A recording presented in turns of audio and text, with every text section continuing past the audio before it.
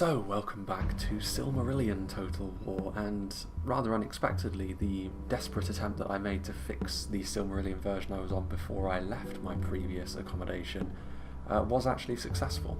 I never was able to check it, but I assumed it wasn't because it was rather frantic, but it was, so that's very good news. So we will be able to do this Silmarillion replay during my period of radio silence because of my lack of internet, which will be long gone by the time this video comes out.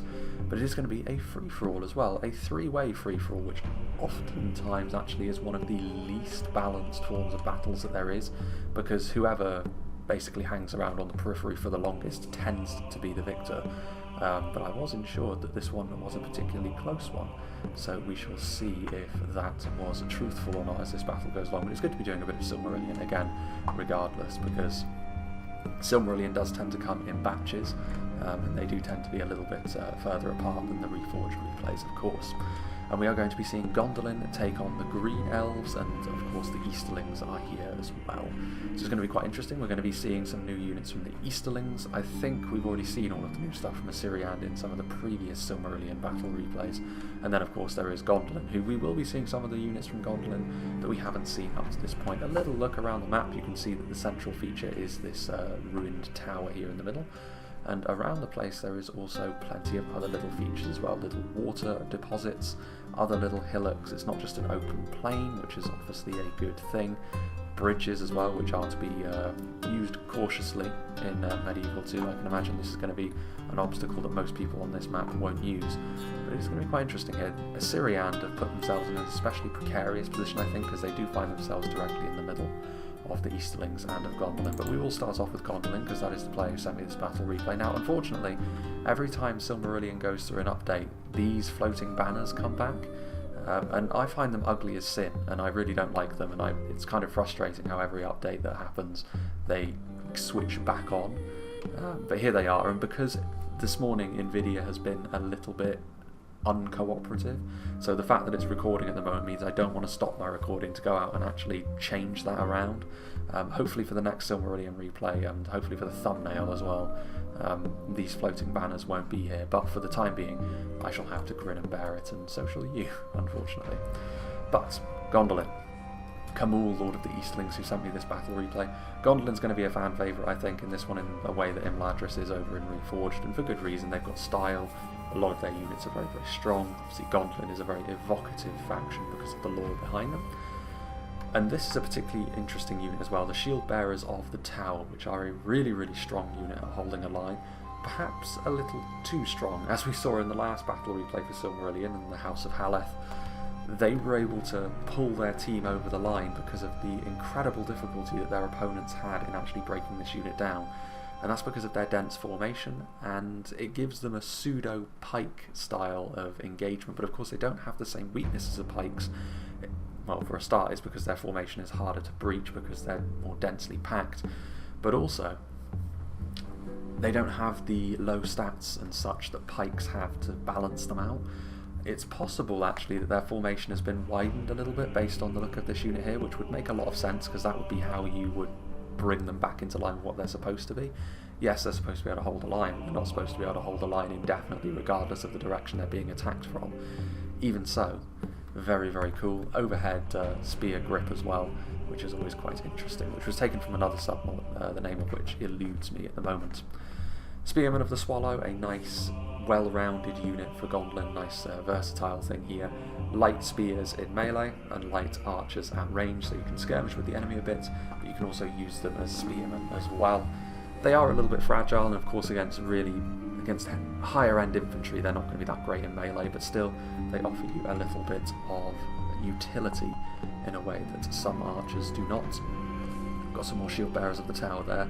Champions of the Fountain, which seem to be an ever-present in the Gondolin armies that we've seen so far, probably for good reason. Yes, they're very expensive, but the fact they have the Relentless trait is a huge deal, because it gives, like the Accursed of Alqualonde over in the House of Feanor, they can attack through damage. They have hyper armor essentially. They cannot be staggered, and this means they can continue doing damage even when their backs are to the wall, which makes them an incredibly difficult unit to deal with, especially when you consider that they're heavily armoured as well. Hard target javelins would probably be the best way to deal with them, but of course Gondolin have got plenty of targets you'd want to use such javelins on. Axemen of the Pillar, very different kind of unit. They are still a very strong line infantry unit, of course, but as a one-handed axe unit they tend to be better against lighter troops, so they're really good at hoovering up light infantry. This makes them especially potent against those factions such as Ossiriand actually and Tolingauhoth, who are going to be a little bit more reliant on their lighter troops. In melee, they will do a lot of damage against them because of the lack of armour piercing and the slightly lower melee defense as a result of having an axe instead of a sword. This can be a bit of a downside to them, but it just depends on who you're fighting, and the fact that Ossiriand are on the field today means that the Axemen of the Pillar are a very good look as well. A very good unit to bring. They're a good look as well. Very Legion-esque. Scouts of the Tree, a bit of armour piercing both in melee and at range. Nice bit of utility there. The base damage of their projectiles is quite low.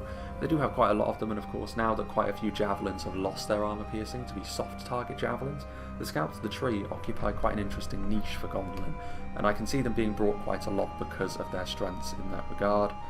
We've got Axemen of the Pillar, Scouts of the Tree, Axemen of the Pillar, just checking there's nothing new over there. There is actually something else over there. We'll get to the bodyguard unit we just hovered over in just a moment. But the Marksmen of the Heavenly Arch are perhaps the best unit of heavy archers for skirmishing with other archers in the game. It's Gondolin's only real option in this regard, however, and you can only bring 2 of them, so it's not the be-all and end-all. Gondolin can still be out-skirmished by superior numbers, especially if they come from other heavy archers from Elven factions. But what sets the Marksmen of the Heavenly Arch apart from something like the Archers of Amrod is the fact they have more ammunition, so they're just going to be able to shoot for longer, and that is a very fine thing to have for Gondolin as well. You're going to be reliant on them if you want to play Gondolin as more of a stand and shoot faction. That's really your only option, because the Scouts of the Tree are a little bit too lightweight if you want to play things in that way. Finally, we get to see the Golden Flower units. These are the units that we haven't seen Gondolin use up to this point, at least in my replays that I've shown. And the Lords of the Golden Flower, this is going to be the General's bodyguard today, with Glorfindel here himself. This is a unit which is fairly reminiscent of the Pharazim Swordmasters over in Reforged, purely because they have a 3rd hit point. So this sets them apart from most of the other two-handed weapon units that we've seen in Silmarillion so far. It is worth saying they don't have armour piercing, and they are a small unit as well. The Sons of Hurin, for example, have got nearly double the unit count of the Lords of the Golden Flower, which is very worth bearing in mind. They have got that extra hit point over the Arqueni Mormagilwa, however, which is probably the most similar unit overall. The thing is, though, the Lords of the Golden Flower cost as much as Knights do.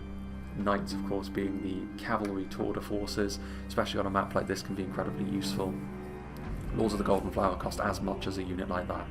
So you do pay an awful lot for the Lords, which is perhaps why we haven't seen them up to this point, because they do have a very defined niche, and that is to be the centre of your line, but also anti-monster. They are one of the monster slayers, which is obviously very lore appropriate. Stuff like the Valar Alcar are going to want to avoid the Lords of the Golden Flower, but you would think that would be natural for them anyway. And finally, we have Knights of the Golden Flower, which is of course the mounted variant. They're fairly numerous. They don't have 3 hit points, of course, like their footbound variant, but they are a fantastic unit of Lance Cavalry, and unlike most Lance Cavalry, they too are very much anti-monster. So the Golden Flower units, which is why I was surprised not to see them in the siege we saw with Angband on the defence, because the Golden Flower units are pretty much tailor-made for Angband when you've come to think of how reliant Angband are on their monsters. But still, we'll get to see them today, and even though there aren't going to be any monsters on the field, because that isn't really how certainly Ossiriand or even the Easterlings do their business, that is still going to be very damaging against the right targets. Speaking of which, we have Stewie playing as the Elves of Ossiriand here in the middle. He's taking up a bit of a precarious position. We shall see if he moves. He's got some Earthen Entau, which are a heavier unit of archers for Ossiriand standards, which also combine that with being armour piercing in melee with that two-handed axe. And there goes my phone again, but this time it's just a text, so I can ignore it. Earthen Entau, though, should be a decent pick here. They won't be able to defeat some of the really high-end stuff from Gondolin one-to-one in melee, but that armour piercing is going to be incredibly important if they're going to even try and deal with some of those units in melee. And then you have also the Mythern and Tol Galen, which are an upper-end unit of line infantry with a mace, which add even more AP, which, again, is going to be very necessary for dealing with Gondolin. Even for the Easterlings as well, if they've dipped heavily into their Lothlin units. Should be interesting to see. Skirmishers of Rathloriel, which are one of the entry-level archers that Syrian can bring, the other being the Scouts of Gellion. Skirmishers of Rathloriel a little bit more expensive, but then a little bit more bulky as well. A little bit more hardy. We shall see how they get on. They won't be able to out-skirmish the Heavenly Arch Marksman, of course. Hunters of Rathloriel, soft target javelins, so they're going to have obviously the non-AP javelins, but lots of ammunition, and especially against more lightly armoured units, which both Gondolin and the Easterlings will have. The hunters can be very, very useful, and of course just having that extra bit of damage before the lines meet could be key for Ossiriand here, because they're not going to win a slugfest against either of their opponents today. More Earthen Tower, so going for some of the bulkier, higher end units here. More Hunters of Rathloriel guarding this approach over here, and some more Skirmishers of Rathloriel. We almost certainly have got a bunch of hidden units for Ossiriand as well, because that's just how they do their business. And last, but by no means least, we have the Easterlings, who have got a couple of new units that we can show off here as well, which plug a few of the gaps which made the Easterlings quite an awkward faction to play, in my opinion, in the last version of the game. The Lothlin units certainly weren't guilty of that, though. They were the solid core that the Easterlings could rely upon constantly. The Clan Guard of Lothlin and the Halberdiers of Lothlin, so going for the more solid approach here with the Swordsman. I'll just make sure that my phone doesn't do that again. But yes, armour piercing from the halberds, as well as the ability to hold the line, and then the protection offered by the Clan Guard going to be very, very important as well. 2 units of the Salamandrine Guard, which will make it quite difficult to use any of the cavalry on the field from the opposition.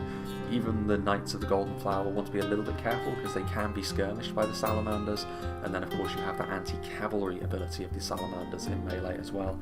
Speaking of which, we will get on to one of the 2 new units that we will be seeing today, which are the Pillagers of Himring, which are more of a melee blocker cavalry, which I think the Eastlings did need, because all of their cavalry previously was ranged cavalry, and while the Salamanders were good in melee, you really wanted to be using their arrows first if you could, and that was pretty difficult without some escorts, and that is what the Pillagers of Himring will offer you. So it'll be interesting to see how they perform. Also a little bit more red added to the Himring units, which I do like as well. The other new unit is a very significant one as well, because we have the Fangs of the Faithless, which is the only foot archer that the Eastlings have available to them. They are of course pretty bulky, they've got a shield on their back, they're going to be pretty decent in melee as well, but just the ability to have a unit of archers which is going to be on foot, reasonably solid, makes a big difference to how the Eastlings can do their business. Now it is worth saying that the Eastlings are still not going to be a stand and shoot faction by any means, because you can only bring one, because they are a legendary company, so you can't just bring lots of these and use the play the Eastlings ultra defensively behind a really solid unit of Lothlin halberds, for example, and then having some Fangs of the Faithless in there as well. That isn't going to work, but it gives the Eastlings a much needed ranged option, I think, which will make them just a little bit more user friendly to play whilst maintaining their identity. Chieftain's Honour, or the Ambrone Honour Guard, the Ambrona Honour Guard, I think, Ambarona, I don't know how to pronounce that. We'll call them the Ambarona Honour Guard for the time being. They are the more defensive bodyguard unit for the Eastlings. I think the more reliable one as well, because the Sons of Ulfang, the lack of a second hit point, especially with alongside stuff like the Lords of the Golden Flower, it really does make them stick out like a sore thumb. Not the sort of place you want to put your general. I prefer to think of them as just a high tier unit rather than a bodyguard unit.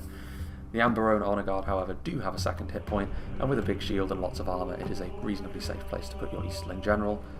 The Hroatani Marauders are of course axe throwers, which should be pretty useful. I'm not sure how they fit in amongst the hard and soft target javelin units now, but still it'll be interesting to see that here.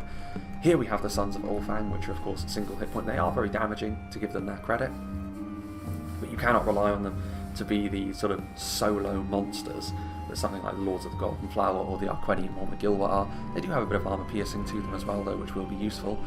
Excuse me. And then we have the Ravagers of Himring, which are of course the entry-level Falksmen for the Eastlings, and some Marauders of Himring, which are axe throwers combined with being sort of entry-level line infantry units that are axe throwers. I do actually wonder if the Pillagers of Himring are axe throwers as well, which would really make the Easterling cavalry really quite interesting and quite nasty to deal with if you weren't prepared for it. But without further ado, let's begin. Good to get into good to get back into a bit of Silmarillion again. My lack of internet, it's good to have something to do in my off time. Hunters of Rathloriel are going to move backwards, and yeah, I would imagine Ossiriand are going to have to reposition themselves, perhaps over to this series of hills over here, some trees that they can use for a bit of cover as well, which should assist Ossiriand of all factions. I mean, this is a very tempting position to take up because it is quite narrow, it is quite defensive, but if you put yourself here, you're just going to get sandwiched by both of the opposition, and here we can see some sentries of Galleon already moving forwards.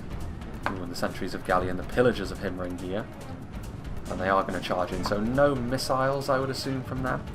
Although they do have axes on their backs, so I would think they do actually, because they pulled out those falxes in melee, flying far too close to the sun there, the Outriders of Dweilwen. They are going to charge back in now. I mean, quite a lot of the Easterling cavalry and a lot of the Easterling infantry that is moving forward here is not all that well armoured, so the sentries of Galleon should do quite well, but the Outriders of Dweilwen are going to get picked apart here by the pillagers. So yeah, I would assume the pillagers are axe thrower cavalry. Again, it's kind of hard to tell because I've downloaded this version of the game in quite a hurry, as I said. I wasn't able to check what was what without being able to access Discord. Wasn't able to tell. Skirmishers of Rathloriel, they are moving backwards. Gondolin playing this in the way that would be considered smart, excuse me. But yeah, Gondolin are playing this in the way that would be considered smart, not the way that would be considered sporting, I would have to say. Just waiting with your infantry over here, doing not a lot. Hopefully Cumall decides to move forward soon to make good on his promise that this battle was close, because it certainly won't be if Gondolin just allows the Easterlings and Ossiriand to pick one another apart. But Ossiriand are sending their other cavalry, perhaps to try and go after the Knights of the Golden Flower. You're going to have to be very, very careful, because you're not going to beat them in a straight-up fight. The initial cavalry engagement over here didn't go too well for Ossiriand. You would have to say there are a few dead Easterlings over here as well, but not enough to make that worth it. Your cavalry could be so useful in the late game. So to see them fall by the wayside like that will be a little bit frustrating for Stewie and his Green Elves.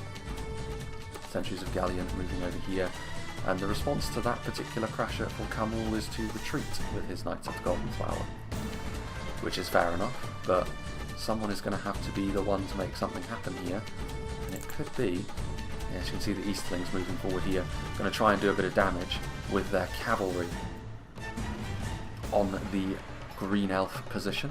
Hunters of Rathloriel are going to try and use their javelins on the Salamanders and on the Pillagers of Himring.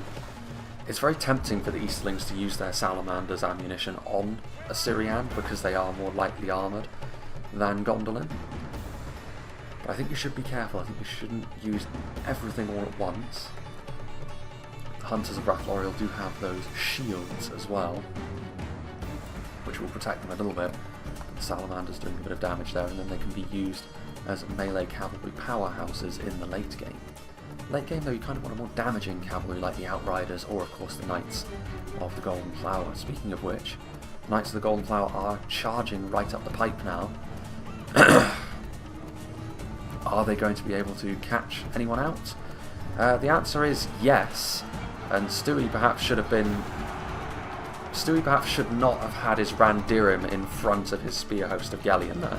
If that was so close to being a really, really good ambush, but it's turned out to be a bit of a disaster, because lots of those Randirim will have died. I suppose the Knights of the Golden Flower probably didn't get their full charge off because they popped into view too quickly. And then, of course, the spear host of Galleon were able to get a bit of damage done to the Knights of the Golden Flower, several of them falling. That could have been so poor from Stewie. If those Knights of the Golden Flower had got a full-blooded charge off, which, to be fair, look at the amount of Green Elves that are dead. I find it funny how when a unit goes back into hiding, the corpses also go back into hiding as well. That's a bit strange. But, yeah, that should have been the other way around. I'm not entirely sure why it wasn't the other way around either. There's no real purpose to having the Randirim out in front there. But Stewie was made to pay for that, and now Gondolin will be fully aware of the fact that there are Rangers lying in wait. Another serious tool that the Green Elves have available to them that no one else does. The Randirim with their body-piercing arrows.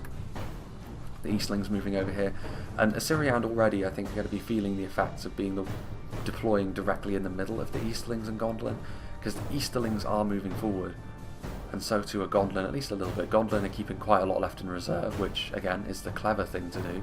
What are the Easterlings doing? Yeah, they've got a lot left in reserve over here as well, so both of them are going to try and get away with using as little as possible to sandwich the Green Elves. But that could result in the Green Elves actually racking up an impressive kill count for themselves. And I think this was a last man standing free-for-all battle. So it's not going to be scored resolution, otherwise we would be seeing a lot more aggressive play from one of the factions, so this is more of a classic free-for-all this. Clan Guard of Lothlin taking a bit of damage from the skirmishes of Rathloriel from on high. The Fangs of the Faithless moving in. I'll be interested to see how they do in a skirmish fight against the Green Elves. They should do okay against the basic Rathloriel skirmishers, maybe less so against the Earthen and Tower. We've got the Ondo Hyando and San Athrad as well, which are of course an armour-piercing archer. They could be really, really problematic for a few of Gondolin's units. They want to steer well clear of them. Armour-piercing archers tend to be bodyguard snipers, and that could be exactly the sort of thing which could do some serious damage to even the Lords of the Golden Flower. They're not the most sturdy unit of archers though, as with quite a lot of what the Green Elves have available to them. Fangs of the Faithless going to be firing away, and they have some poison arrows. Interesting indeed. I don't think you're going to break the Green Elves from this position, but still. Clan Guard of Lothlin moving in, immediately being answered by some javelins from the Hunters of Rathloriel. Some more the skirmishers of Rathloriel pulling out their dual swords. Yeah, but so far it's been feeling their way into this fight, all of the factions involved, which tends to be how it is in a last man standing free-for-all scenario. Earthen Tower are here as well. Clan Guard of Lothlin starting to move forward. The Croatani Marauders. This could be a problem for Ossiriand because these axe throwers are going to be pretty savage against the lighter troops that Ossiriand have on their line.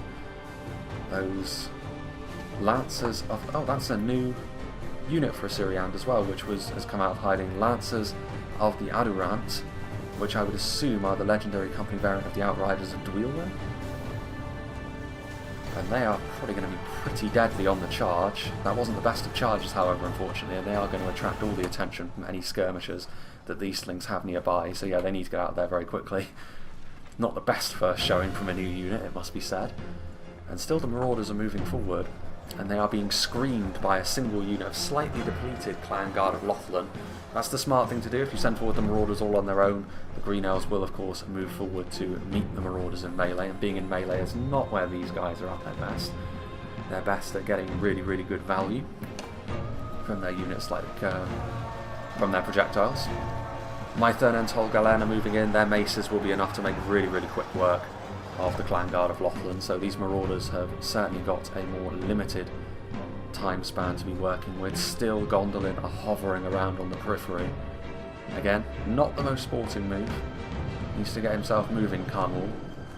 He told me this battle was close. It's not going to be if he keeps up with that kind of tactic.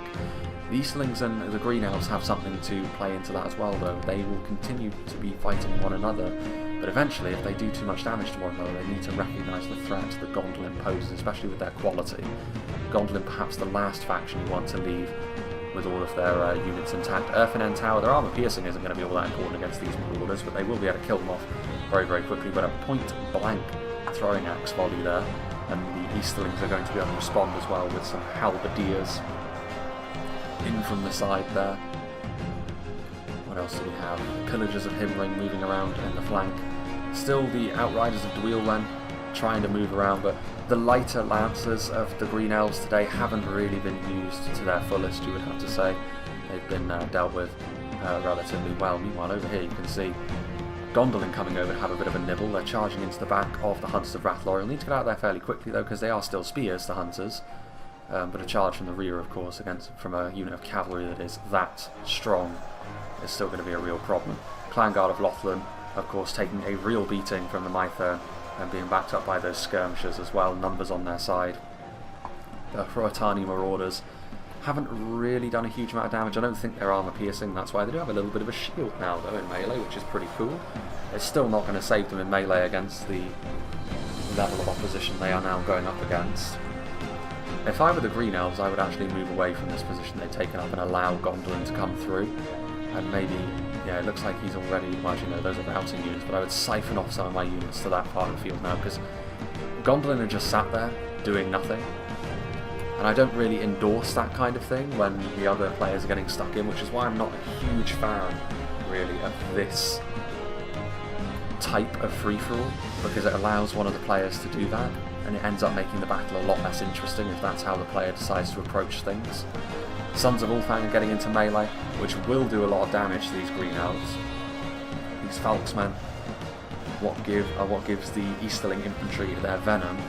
Still some throwing axe fire coming in here as well, trying to do damage to the Mythern. The Mythern are one of the bulkier units that the green elves can bring to bear. Skirmishers of Rathloriel moving forward, mopping up those marauders, but they will struggle a little bit more so against the more solid halberdiers that they are now facing off against. More halberdiers moving forward, trying to guard the flank as well as more hunters are also on the move. There's another unit coming over here as well, some spearmen of the Swallow. What are they shooting at? Trying to get away with being frugal here.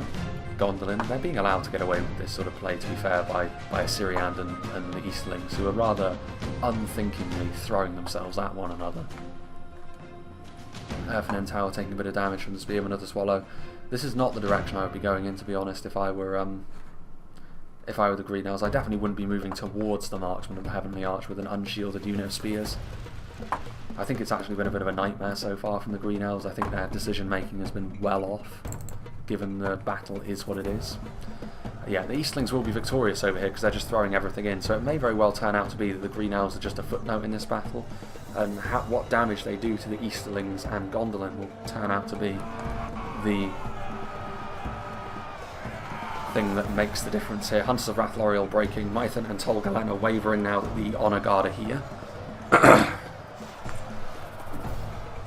And then we also have some Marauders in melee as well. And the Green Elves are being mopped up now. We've got the Ravagers of Himring that have come around from the back. And there goes the Green Elf General. He was in the Mythern. They don't have a multiple HP infantry unit, the Green Elves. And the Hunters of Rathloriel broken and fighting to the death. So the Green Elves pretty much completely gone. If the Eastlings are smart, they will now hang back a little bit. They can also, however, get into... well, they perhaps don't want to charge with melee cavalry into the Spearmen of the Swallow because they are spears. So that may prove to be a little bit of a difficult situation for them. Not entirely sure why the frame rate seems to be tanking a bit. What is going on here? Skirmishers of Rathloriel doing a little bit of damage. Perhaps Gondolin don't have the amount of archers. I mean, to be honest, Gondolin should be moving in at this point. Like, they have the ability to completely crush underfoot the Green Elf position that they are in front of. There's still that Green Elf cavalry over there, but yeah, I'm not that impressed with how Gondolin have decided to approach this. I mean, yes, it's the clever thing to do, but it's not the best thing for a spectacle if you just hang around on the outskirts of a battle. The Spearmen of the Swallow still doing their thing, and the Easterlings will duck back behind the ridgeline here. Taking cover. Sons of Ulfang still in reasonably good condition, salamanders, but a lot of these Easterling units are damaged, at least to a certain extent. Fangs of the Faithless are still here. There still should be a few units of the Eastlings left in reserve, should there not? I guess not, actually. You can hear them marching. Is there units in these trees? There are. More halberdiers of Lothlin. Yeah, it's remarkable. The Green Elves are going to move backwards. Of course, in a free-for-all like this, the Green Elves are not necessarily completely out of proceedings here. Especially with the kind of faction they are, they could send a unit that can hide somewhere, leave them. But I do think that if Gondolin is allowed to engage these two armies piecemeal, they should really win this fight with how this has gone so far. But the Green Elves are moving back. This is perhaps something Stewie should have done a long time ago. He was the one who put himself in the firing line by his deployment, and then he didn't immediately try to rectify that. And in the end, I think that has proven to be a pretty serious error. We shall see, however, if he can atone for that as the battle goes on. There is still this one unit of Spearmen of the Swallow, which is very, very isolated. But perhaps the fact they are Spearmen is what is convincing the Easterlings to not charge forward and try and squash them, although with all of their cavalry they really should be able to, I would imagine, deal with these spears. But oh well. Marauders. scurrying over the hill. I'm interested to see how much ammunition they have. I think most of the Hroatani marauders almost certainly used up all their ammo in this struggle for the hill, and most of them ended up dead as a result of that fight anyway. And it could be here that the Eastlings and the Green Elves have made a little bit of a pact, although perhaps not. If Alexander chases down the Green Elves with his cavalry, for all of the fact that I've criticised Stewie for this I think is the most serious error in judgment that we've seen so far in the battle, honestly.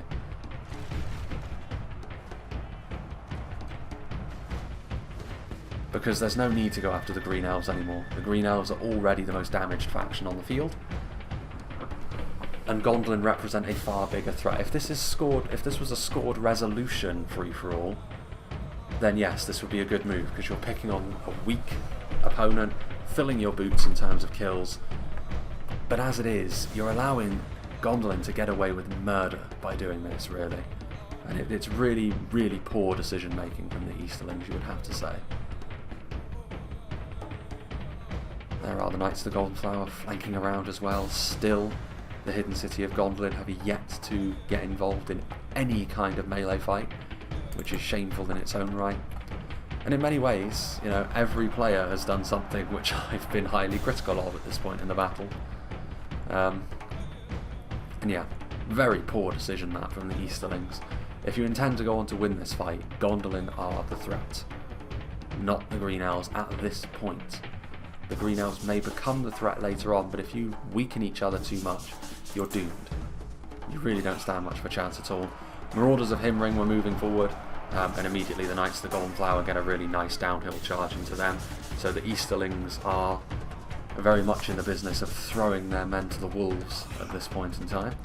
Ravagers, the Phelpsmen do have an anti-cavalry bonus in melee, but they don't have the same ability to withstand a charge as something like spears or pikes. And still, Gondolin pitching their tents to a pretty significant degree. Fangs the Faithless over here.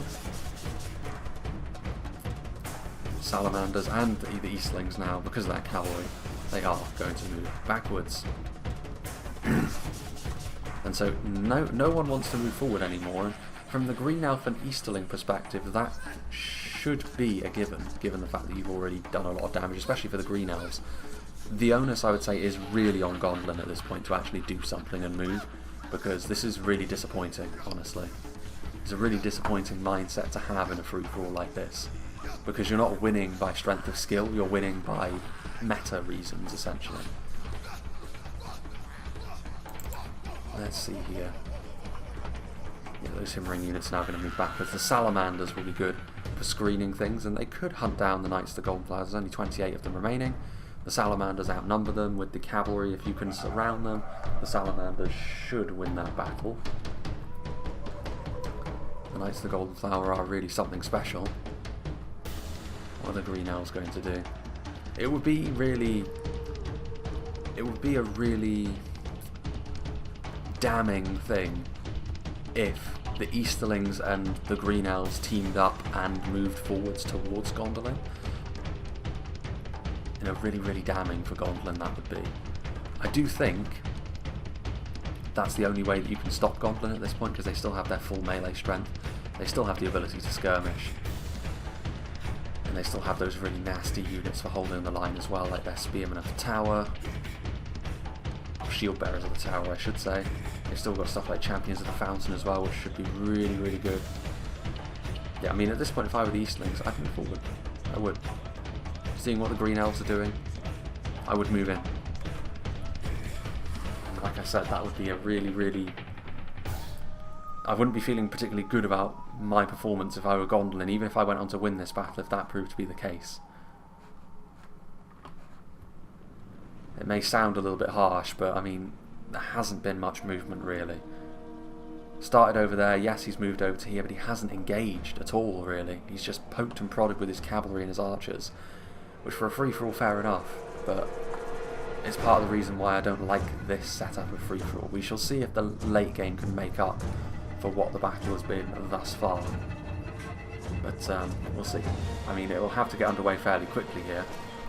And that is going to be the Ondo Hyando and Sarn Athrad.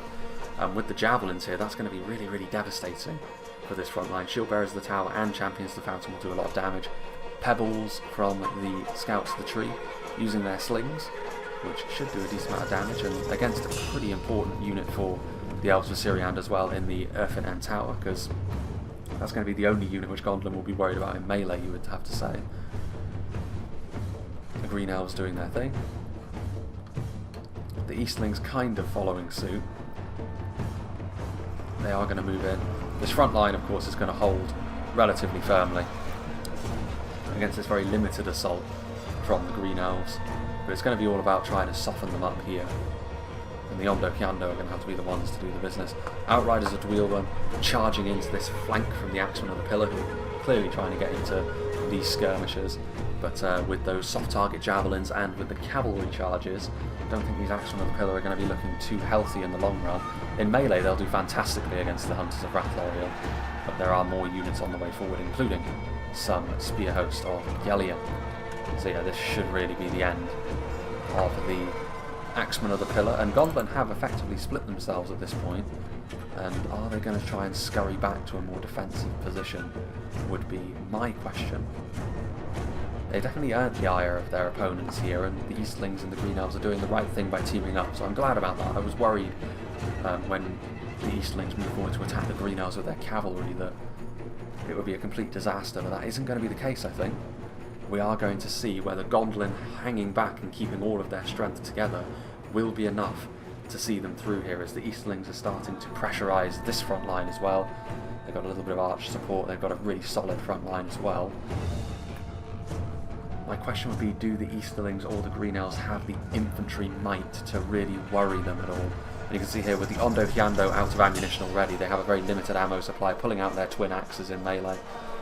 And they're going to try and do the business here against the Shield Bearers of the tower. Victory seems certain, however, for the Shield Bearers. They're such a difficult unit to break down, as you can see, and the Axemen of the Pillar are also such an effective unit against most of the lighter troops that we're going to be seeing from Ossiriand. The Randirim, however, are an incredibly potent unit in this kind of situation. They're having to go and fire into Scouts of the Tree, but at this point they just need to do damage to Gondolin, try and whittle them down, and hope that that is enough. There's still these Axemen of the Pillar here in the back field, so it goes to show how effective they are against the Syrian. They haven't been completely massacred already. Their still victory seems certain. They've crippled the formation there of the Spear Host of Gellion, and really showing their damage credentials here. Hunters of Rathloriel are there, Sentries of Gellion, they're trying to do damage to Gondolin, but Gondolin are just going to have too much in melee, and especially with the Axemen of the Pillar and the Lords of the Golden Flower still in perfect health. Ossiriand are going to be the first ones to fall, you might say, unless they've got some hidden unit in the backfield on the map. The Eastlings need to get a bit of a move on here. As soon as the Ossiriand elves are completely vanquished, Gondolin will turn around and focus their full strength on the Easterlings, and that will be a very bad thing for the Easterlings indeed. We've got the Honour Guard which have moved in, the Halberdiers. This is going to be better for the Easterlings than it was for Ossiriand over on the other side. They've got a little bit more of an ability to go toe to toe with Gondolin, maybe not with these Marauders, but numbers are an important factor as well. And you can see here with this little flank, the Sons of Ulfang and the Ravagers trying to use all of their Falksmen on the flank, but they're going to struggle against a unit as mighty as the Champions of the Fountain. They're going to be relying on the armour piercing of the Sons of Ulfang to do a bit of heavy lifting, so now's the Sons of Ulfang's chance to prove me wrong and prove that they are worth what you pay for them. Fangs of the Faithless do still have a bit of ammunition, it looks like, and they do need to do something, because those Marksmen of the Heavenly Arch are also in a perfect position. Spearman of the Swallow. This has turned into an interesting fight. This is pretty much the only way this setup, this three-man free-for-all thing, can be an interesting fight, is if two armies damage one another somewhat and then go after a perfectly healthy army. But even so, I think Gondolin have just got too much left in the tank. The Randirim are still firing. They've done a bit of damage over here, you would have to say, the Green Elves, but not enough, I think, to give the Easterlings the fighting chance that they need against the pure might of Gondolin in melee. And the Randirim and Tol Galen defeated a distinct possibility, hunted down here by the Axemen of the Pillar. Sentries of Gellion will continue to do a bit of damage. There's still a few Green Elf units. The Ondo Kiando are routing. Still 3 Earthen End Tower. don't know what they're going to do now. I think their initial plan was to flank around and go into the rear of the Green Elves, but the Green Elves fell apart before that was actually a problem. That could prove to be a bit of an error of judgment, because the Lords of the Golden Flower could make a real difference over here. Scouts of the Tree, much less able to withstand this kind of range punishment than the Marksmen of the Heavenly Arch that they are fighting alongside. And also the armour piercing would perhaps be a little bit more useful against all of the Lothlin units they're facing on the front line. You have to say, actually, the Easterlings are doing a pretty good job. Will it turn out that sending those two units, including the Lords of the Golden Flower, was a bit of a mistake?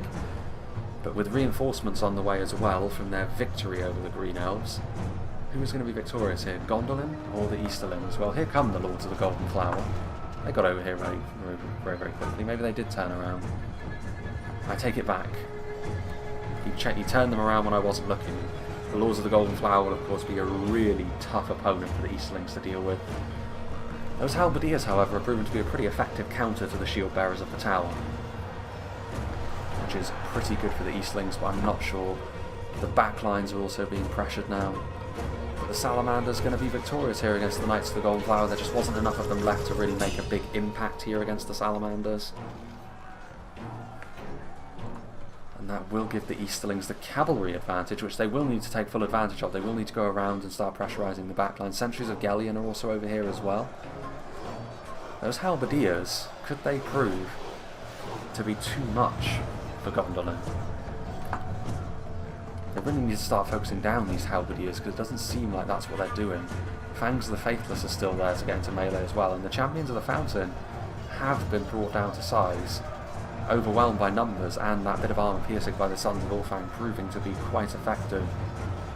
And this is the thing, by hanging back you also paint a target on your back, and that's exactly what the Green Elves and the Easterlings did, and that could be the reason why they win. There will be more Axemen of the Pillar arriving on the front line, but against the Lothlin units they'll be much less effective than they were against the Rathloriel units from the Green Elves. The Lords of the Golden Flower, meanwhile, mulching through that Easterling position, and they're going to have to throw the Fangs of the Faithless in there to try and plug the gap.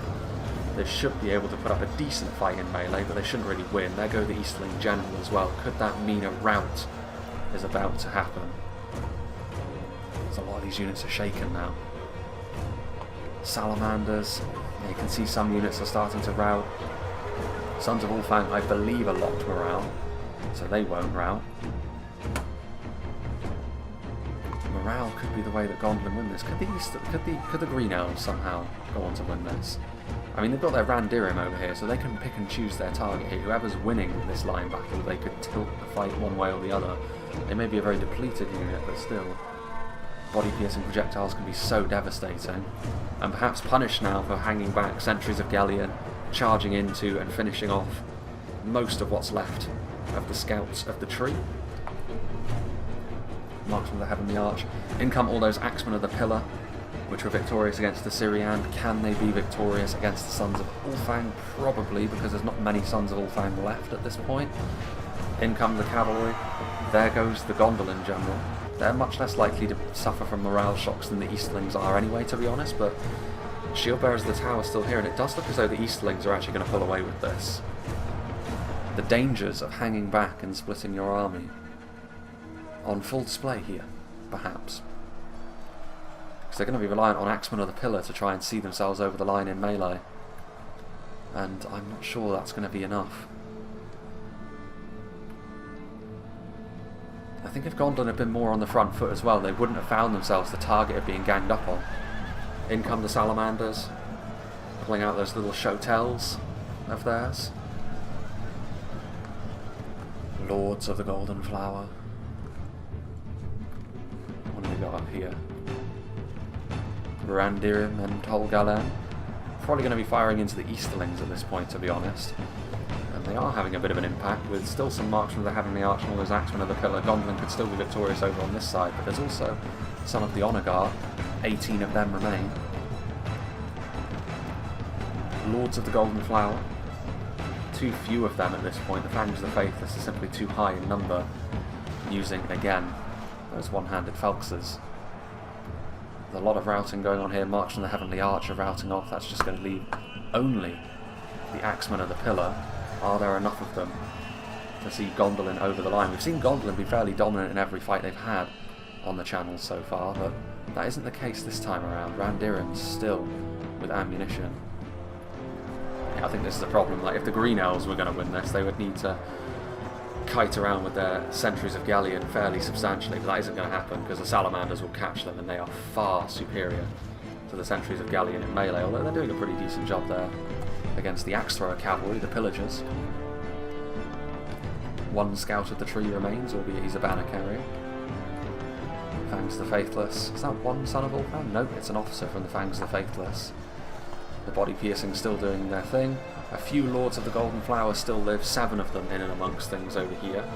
That could be enough, honestly, to mess up the Easterling formation enough that the Axeman of the Pillar could win, but the problem is going to be the cavalry, of course. The Salamanders are now charging in, doing a bit of extra damage. It's very close, actually. Kamul wasn't lying in the end. It looked like a bleak picture at the start of the battle with how it was panning out, but I'm pleased to see that that hasn't been the case. There go the Sentries of Galleon. Is there any cavalry still remaining for these things? Yes, there is.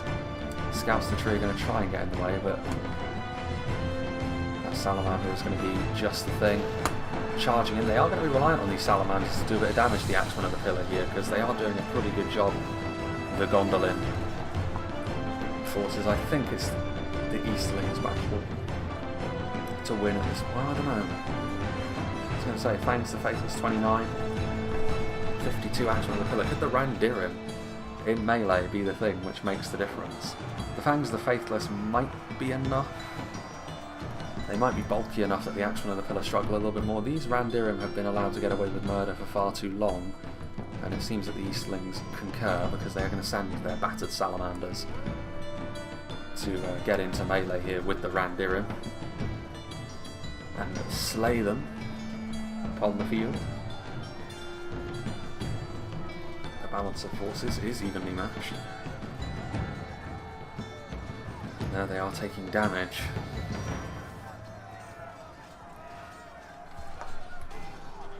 Although they... again, the Randirim are not brilliant in melee, that's the thing. They're more mid-tier archers in melee, which means they're not really the powerhouses in comparison to something like the Fangs of the Faithless, who are starting to struggle. It could be that these Axemen of the Pillar are actually going to win this for Gondolin. Seeing as how Gondolin have won it this way, I'm much happier about that. I would otherwise have been. The Axemen of the Pillar are going up here perhaps to try and shut down the Easterling cavalry, because the Salamanders are going to be victorious here against the Randirim, and they want the Salamanders to remain stuck on this hilltop, so the Fangs of the Faithless cannot be reinforced. Can Gondolin maintain their 100% record? Because it's looking pretty promising for them at the moment. Those Axemen are going to come up here, just make life a little bit more difficult for the Salamanders to get down. There's still 3 Randirim. We're getting into the final 1,000 frames. Yeah, there just wasn't enough Fangs of the Faithless left, and they were already wounded, of course. They had a close encounter with the Lords of the Golden Flower, and no one is going to escape that particular fight without some pretty substantial scars. As we look up on top of the hill as well, Salamandrine Guard. Looks like the Randirim are all gone. The Salamanders have managed to escape. Can they get over to the Axemen of the Pillar in time? I don't think they will. There's only 7 Fangs of the Faithless left. They will try to cycle charge here, the Easterlings. It was so close. I actually think if the Easterlings had attacked a little bit sooner, they would have won this fight. If they had joined up their assault a little bit better with the Green Elves, then I think the Easterlings would have had it. But because it was just a little bit too disjointed, I think Gondolin are going to reap the benefits of that. Yeah, the Fangs of the Faithless are all but gone. Could they rout the Axemen of the Pillar, I wonder, with the Salamanders? Because, I mean, this is pretty much it. Gutted. A few more fall. Another Salamander falls.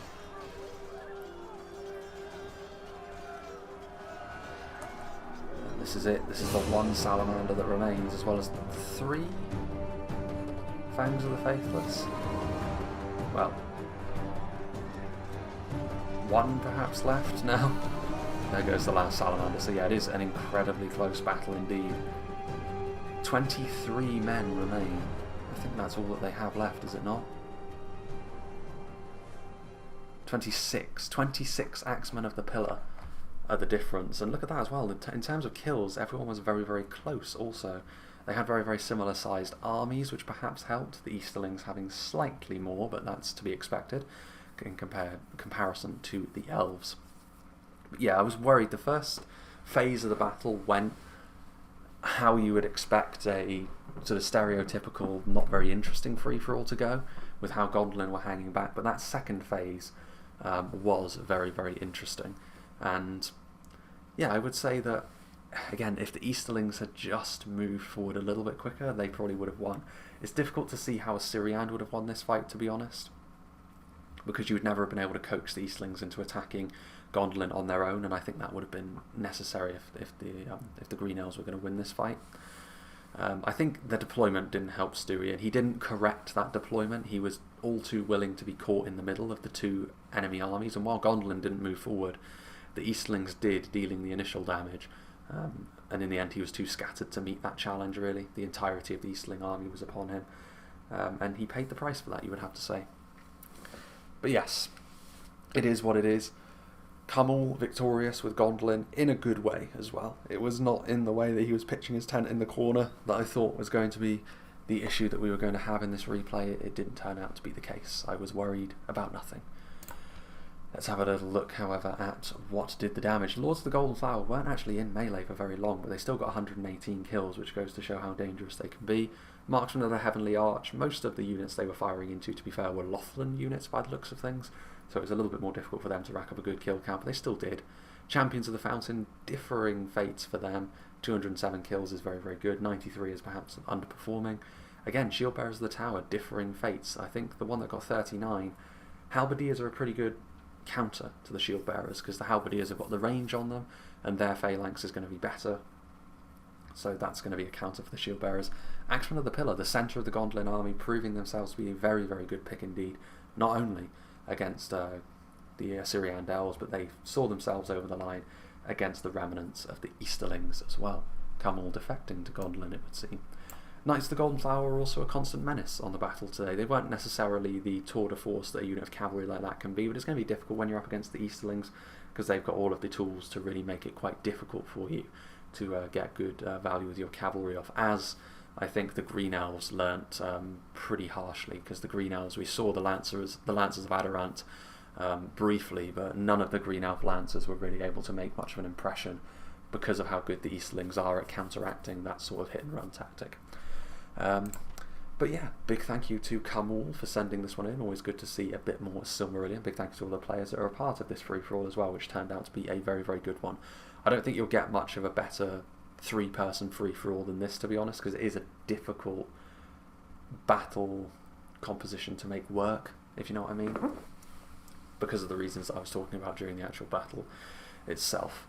But yeah, I mean, as I was saying, I'm currently in a period of radio silence, so I think I've got one more Reforged replay which I can do next weekend, which effectively allows me to keep on track with doing 2 battle replays a week, and I won't be able to miss a beat, which is quite nice, but hopefully I've got a few more waiting for me in the wings when I actually get access to Discord again, so that I can continue with making these replays. Of course, 2 videos a week, which I'm primarily recording on the weekends. There may be a little bit of fluctuation, but as long as I can keep a healthy sort of month's backlog in terms of uploading on YouTube, what I would say is there shouldn't really be any gaps as far as I can tell. I think we should be fine on that front. That would be the great hope anyway. Of course, if that changes, I'll let you know, but based on the fact that I've already been able to build up a pretty decent head of steam on that front, as long as I can maintain that, we should be in a pretty good moment there. It has been frustrating not to have my internet. Hopefully as well I would have done a live stream detailing sort of all sorts of bits and pieces. If not, then I would have just done a standard channel update. Either way, I think that will have already been a thing. That would have just been folded into the regular schedule as soon as I have my internet back, which should be on the 24th. So following that, I would imagine it would have been on the Sunday. Just sort of rambling to myself here. because weirdly enough, speaking of what I am now is the future for me, but it's the past for you, rather paradoxically. But yes, that's the overall plan. The channel should be continuing as it is at the moment for a little while, and yeah, that's really what I have to say on that. I will be... The campaign thing is the thing that I think is going to be more difficult to do, because you need to have a little bit more time set aside to record the campaigns in bulk. I do want to finish the Erebor campaign, but of course I haven't been able to record any of that at the moment. If I do run into the situation where I don't have access to the internet before I run out of replays, then I could record another part of that, and hopefully I could finish the Erebor campaign in 1 or 2 more parts. It is a rather scattered thing, but it's unfortunate, but it is what it is. And then we'll probably wait till version 5 to do another campaign, to be honest with you. Although I don't know, campaigns are going to be quite difficult to do with the current state of affairs, I must be honest. But yeah, we'll see. It's one of those things that we'll just have to play by ear, I think. So yeah, big thank you to all the players and to Carmel for sending this one in once again. I hope you enjoyed this, and I hope you'll join me for whatever is next.